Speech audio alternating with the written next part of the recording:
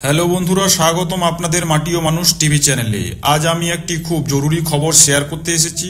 Supreme কোর্টের নতুন নির্দেশ এসেছে, যা দেশের কোটি কোটি ভোটারদের জন্য অনেক বড় সুখবর। তাই ভিডিওটাকে স্কিপ না করে সম্পূর্ণ দেখবেন এবং চ্যানেলে নতুন হলে চ্যানেলটিকে সাবস্ক্রাইব করতে ভুলবেন না, এবং ভিডিও ভালো লেগে থাকলে ভিডিওটিকে একটি লাইক করে দেবেন।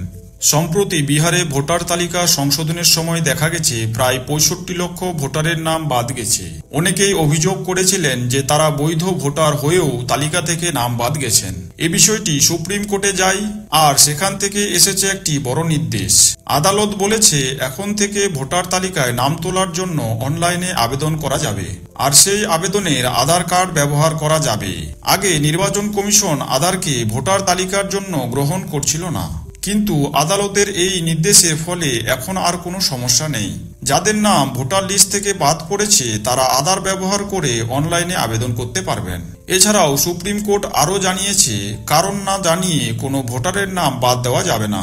বাদ যাওয়া ভোটারদের তালিকা জেলাভিত্তিক ওয়েবসাইট ও সংবাদ মাধ্যমে প্রকাশ করতে হবে, যাতে প্রত্যেকে জানতে পারে কেন তার নাম বাদ পড়ল এবং আবেদন করার সুযোগ পায়।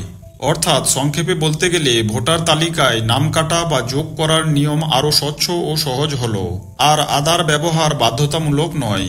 এ বিষয় নিয়ে আপনাদের কি মতামত অবশ্যই কমেন্টে জানাবেন। তাহলে বন্ধুরা, যাদের নাম ভোটার তালিকা থেকে কেটে দেওয়া হয়েছে তারা এখনই আধার কার্ড ব্যবহার করে অনলাইনে আবেদন করতে পারবেন।